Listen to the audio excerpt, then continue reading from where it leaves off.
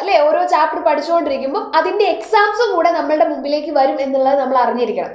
ഇപ്പൊ എനിക്കറിയാം സ്കൂളുകളിലൊക്കെ യൂണിറ്റ് ടെസ്റ്റുകളും അതേപോലെ പീരിയോഡിക് ടെസ്റ്റുകളൊക്കെ സ്റ്റാർട്ട് ചെയ്യാൻ പോവാണ്. യൂണിറ്റ് ടെസ്റ്റുകളൊക്കെ നടന്നുകൊണ്ടിരിക്കുന്ന ഒരു സമയമായിരിക്കും.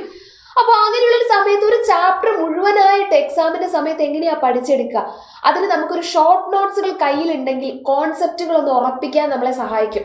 പ്രോബ്ലംസ് നമ്മൾ ഡെയിലി പ്രാക്ടീസ് ചെയ്യണം. പക്ഷെ എക്സാമിന്റെ തലേന്നിരുന്ന് ക്യുക്കായിട്ട് അല്ലെ എക്സാമിന് കയറുന്നതിന് മുമ്പ് ക്യുക്കായിട്ടൊന്ന് റിവൈസ് ചെയ്യാൻ വേണ്ടിയിട്ട് ഈ ഒരു ചാപ്റ്ററിൽ, അതായത് പവർ പ്ലേ എന്ന് പറയുന്ന ചാപ്റ്ററിലുള്ള ഇമ്പോർട്ടൻറ്റ് കോൺസെപ്റ്റുകൾ അടങ്ങുന്ന ഒരു കുഞ്ഞ് വീഡിയോ ആണിത്.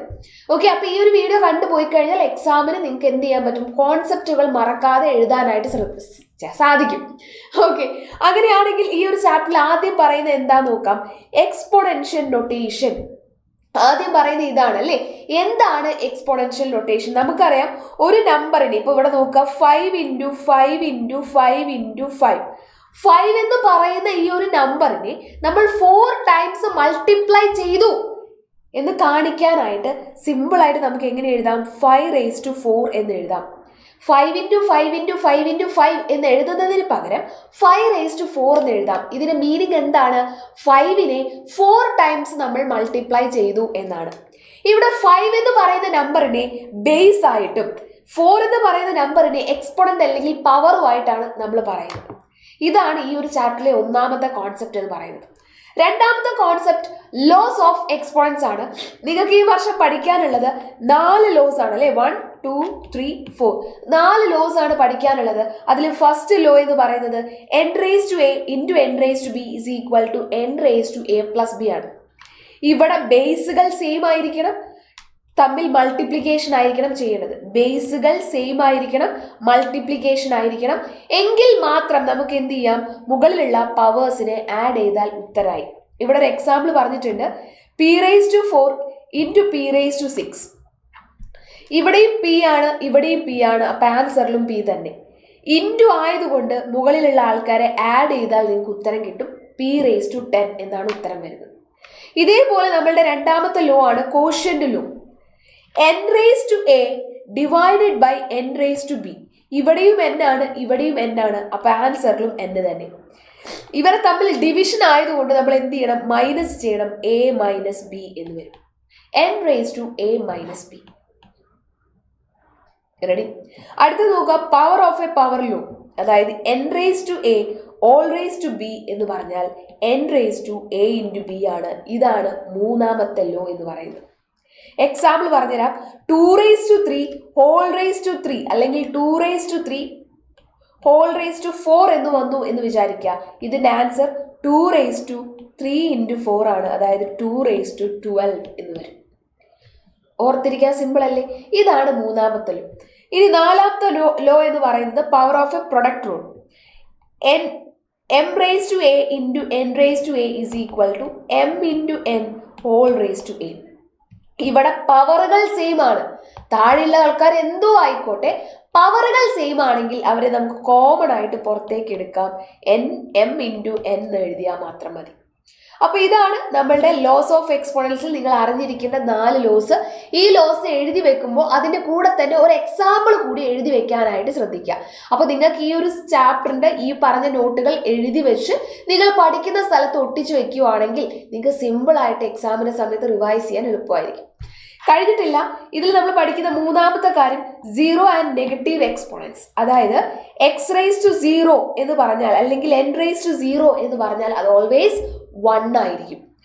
n⁻ മാത്രമല്ല, x⁻0 വന്നാലും 2⁻0 വന്നാലും 100⁻0 വന്നാലും എല്ലാം എന്ത് തന്നെയാണ്? 1 തന്നെയാണ്. ഓർത്തിരിക്കുക, പവറിൽ 0 വരുമ്പോൾ ആൻസർ ഈസ് ഓൾവേസ് 1.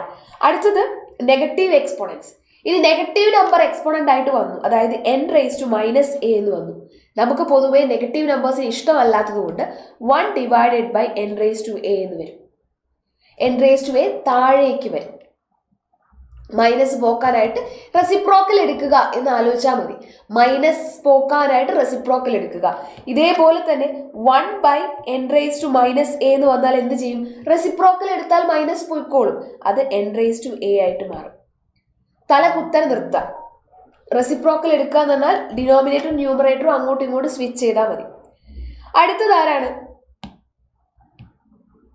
അടുത്തത് ആരാണ്? Fourth one, linear versus exponential growth.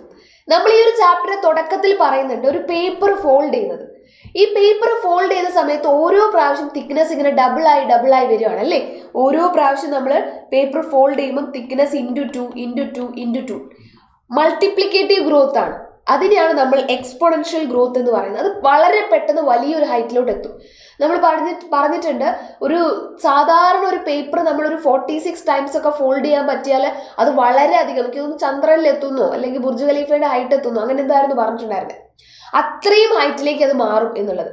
അപ്പൊ അതിനെയാണ് നമ്മൾ എക്സ്പോണൻഷ്യൽ ഗ്രോത്ത് എന്ന് പറയുന്നത്. അവിടെ എന്താണ് ഒരു 16 ഫോൾഡോ അല്ലെങ്കിൽ ഒരു 42 ഫോൾഡോ അങ്ങനെ ഇത്രയും കുറച്ച് ഫോൾഡ് ചെയ്താൽ തന്നെ അത്രയും ഹൈറ്റിലോട്ട് അതെത്തും അതിന്റെ തിക്നെസ്.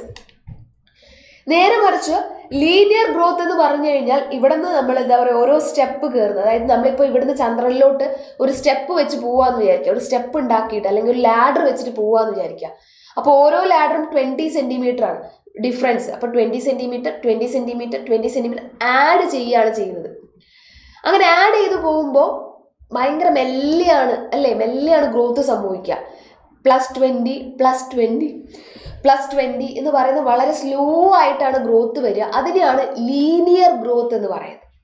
മൾട്ടിപ്ലൈ ചെയ്ത് ഗ്രോ ചെയ്യുന്നതിനെ മൾട്ടിപ്ലിക്കേറ്റീവ് ഗ്രോത്ത് എന്നും ആഡ് ചെയ്ത് പോകുന്നതിന് ലീനിയർ ഗ്രോത്ത് എന്നുമാണ് പറയുന്നത്. ഈ ചാപ്റ്ററിലെ 4ാമത്തെ ഇമ്പോർട്ടൻറ്റ് ടോപ്പിക് അതാണ്. ഇനി 5ാമത്തെ ടോപ്പിക് എന്ന് പറയുന്നത് സയന്റിഫിക് നൊട്ടേഷൻ ആണ്. എത്ര വലിയ നമ്പറിനെയും എത്ര ചെറിയ നമ്പറിനെയും നമുക്ക് എന്ത് ചെയ്യാം, സയന്റിഫിക് നൊട്ടേഷൻ യൂസ് ചെയ്ത് മാർക്ക് ചെയ്യാനായിട്ട്, എഴുതാനും വായിക്കാനും സിമ്പിൾ ആയിട്ട് പറ്റും. ഓക്കെ, എത്ര വലിയ നമ്പർ വന്നാലും എത്ര ചെറിയ നമ്പർ വന്നാലും സയന്റിഫിക് നൊട്ടേഷൻ കൃത്യമായിട്ട് യൂസ് ചെയ്യുവാണെങ്കിൽ നമുക്ക് സിമ്പിൾ ആയിട്ട് റീഡ് ചെയ്യാനും റൈറ്റ് ചെയ്യാനും സാധിക്കും. ഫോർ എക്സാമ്പിൾ ഇവിടെ നോക്കുക, ഞാനിപ്പോൾ എഴുതുന്നു 1460000. ഇതിന് സയന്റിഫിക് നൊട്ടേഷനിൽ എഴുതാൻ പറഞ്ഞു കഴിഞ്ഞാൽ കാണുന്നുണ്ടല്ലോ അല്ലേ? ഒന്ന് വേണേ ഡാർക്ക് ആക്കാം.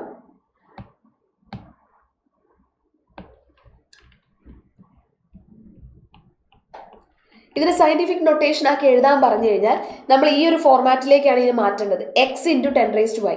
ആ x എന്ന് പറഞ്ഞാൽ 1നും 10നും നടുക്കായിരിക്കണം. അതായത് ഇത്രേ ചെയ്യേണ്ടുള്ളൂ. ഈ രണ്ട് ഫസ്റ്റത്തെ ഒരു നമ്പർ കഴിഞ്ഞ് നമ്മൾ ഡെസിമൽ പോയിന്റ്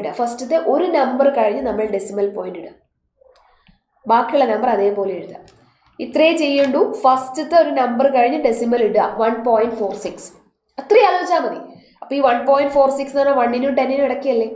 അപ്പൊ എന്തോ ആയിക്കോട്ടെ, നിങ്ങളോട് സയന്റിഫിക് നൊട്ടേഷനിൽ എഴുതാൻ പറഞ്ഞാൽ ഏത് നമ്പർ എഴുതാൻ പറഞ്ഞാലും നിങ്ങൾ ആദ്യത്തെ ഒരു നമ്പറിന് ശേഷം ഡെസിമൽ പോയിന്റ് ഇടുക, 1.46 എഴുതുക, ഇൻറ്റു 10⁻². 10⁻² എത്രയാണ് വരിക? ഇവിടെ ഡെസിമലിന് ശേഷം എത്ര നമ്പർ ഉണ്ടെന്ന് കൗണ്ട് ചെയ്യുക. ഇവിടെ ഡെസിമലിന് ശേഷം 1 2 3 4 5 6 നമ്പേഴ്സ് ഉണ്ട്. 1.46 × 10⁻⁶. ഇതാണ് നമ്മളുടെ ആൻസർ ആയിട്ട് വരുന്നത്. ഇതിനാണ് സയന്റിഫിക് നൊട്ടേഷൻ എന്ന് പറയുന്നത്. മക്കളെ, നിങ്ങൾ ആലോചിക്കണം, ഈ ഒരു ചാപ്റ്റർ വളരെ ഡീറ്റെയിൽഡ് ആയിട്ട് നമ്മളുടെ യോധ ബാച്ചിൽ നമ്മൾ കൃത്യമായിട്ട് പഠിപ്പിച്ചതാണ്. അതിൻ്റെ റിവിഷനും കാര്യങ്ങളൊക്കെ ഇനി പോകാനിരിക്കുന്നതാണ്. അടിപൊളിയായിട്ട് അതിൻ്റെ യൂണിറ്റ് ടെസ്റ്റുകളും മോഡൽ ക്വസ്റ്റ്യൻ പേപ്പർ ഡിസ്കഷൻസും എല്ലാം വളരെ സ്ട്രക്ചേർഡ് ആയിട്ട് നമ്മളുടെ 8th CBSE ബാച്ചിൽ നടന്നുകൊണ്ടിരിക്കുകയാണ്. അപ്പോൾ നിങ്ങൾക്ക് ഇനിയും ലേറ്റ് ആയിട്ടില്ല. ആർക്കെങ്കിലും ജോയിൻ ചെയ്യാൻ താല്പര്യമുണ്ടെങ്കിൽ ഇത് കറക്റ്റ് ടൈമാണ്. നമുക്ക് മൺസൂൺ ഓഫർ നടന്നുകൊണ്ടിരിക്കുന്ന ഒരു സമയമാണ്. 10% ഡിസ്കൗണ്ടോട് കൂടി നിങ്ങൾക്ക് ആപ്പ് പർച്ചേസ് ചെയ്യാനായിട്ട് പറ്റും. ഇനിയും ലേറ്റ് ആക്കരുത്. നിങ്ങൾ ലേറ്റ് ആവുന്നതിനനുസരിച്ച് നമ്മൾ എന്ത് ചെയ്യണം, ഓരോ ചാപ്റ്റർ മുന്നോട്ട് പോയിക്കൊണ്ടിരിക്കുകയാണ്. ഇനി സപ്പോസ് നിങ്ങൾക്ക് ഒരു ചാപ്റ്റർ മിസ്സായി പോയി കിട്ടിയിട്ടില്ലെങ്കിൽ കൂടി അതിൻ്റെ റെക്കോർഡഡ് ലൈവ് അവിടെ കിടപ്പുണ്ടാവും. ഓക്കെ, അപ്പോൾ നിങ്ങൾ ആയിരിക്കുന്ന കുറച്ച് കഴിഞ്ഞ് ജോയിൻ ചെയ്താൽ പോരെ. ഈ റെക്കോർഡഡ് ലൈവുകൾ നിങ്ങൾ ലൈവ് ക്ലാസ്സിന്റെ കൂടെ കണ്ടു തീർക്കേണ്ട ഒരു സാധനമാണ്. അപ്പോൾ നിങ്ങൾ എത്രത്തോളം ഡിലേ ആയിട്ടാണോ ജോയിൻ ചെയ്യുന്നത് അത്രത്തോളം നിങ്ങൾക്ക് വർക്ക് അവിടെ പെൻഡിങ് ആവുകയാണ് ചെയ്യുന്നത്. അപ്പോൾ ഓരോ ചാപ്റ്ററും വളരെ ഡീറ്റെയിൽഡ് ആയിട്ട് 6-7 പാർട്ടുകളൊക്കെ എടുത്തിട്ടാണ്, അല്ല 5-6 പാർട്ടൊക്കെ ആയിട്ടാണ് നമ്മൾ തീർക്കുന്നത്. കൂടാതെ പേൾ വീഡിയോസ് ഓൾറെഡി റെക്കോർഡ് ചെയ്തിട്ടുള്ള ക്ലാസ്സുകൾ വേറെയും കിടപ്പുണ്ട്. അത് കുഞ്ഞു ടോപ്പിക്കുകളായിട്ട് സ്കൂൾ ഹോംവർക്ക് ഒക്കെ തരുന്ന സമയത്ത് കറക്റ്റായിട്ട് ആ എക്സസൈസിന്റെ ആൻസർ നിങ്ങൾക്ക് എന്തിലുണ്ടാവും, പേൾ വീഡിയോയിലുണ്ടാവും. കൃത്യമായിട്ട് അത് എടുക്കുക, ആൻസർ ചെയ്യുക. അത് മാത്രമേ നിങ്ങൾക്ക് ചെയ്യേണ്ടുള്ളൂ. വളരെ സിമ്പിൾ ആയിട്ടുള്ള പ്രോസസ്സാണ്. അപ്പോൾ എന്ത് ചെയ്യുക, എത്രയും പെട്ടെന്ന് നമ്മുടെ ആപ്പിൽ ജോയിൻ ചെയ്യുക. നിങ്ങൾക്ക് എന്ത് ചെയ്യാം, താഴെ കാണുന്ന ഒരു നമ്പർ ഉണ്ടാവും. ആ നമ്പറിൽ കോൺടാക്ട് ചെയ്ത് കഴിഞ്ഞാൽ അവരെന്ത് ചെയ്യും, കറക്റ്റ് ഗൈഡ് ലൈൻസും കാര്യങ്ങളൊക്കെ തരും. അപ്പോൾ ഉഷാറായിട്ടിരിക്കുക. നമുക്ക് ആപ്പിൽ വെച്ച് കാണാം. വേഗം തന്നെ ജോയിൻ ചെയ്യാം.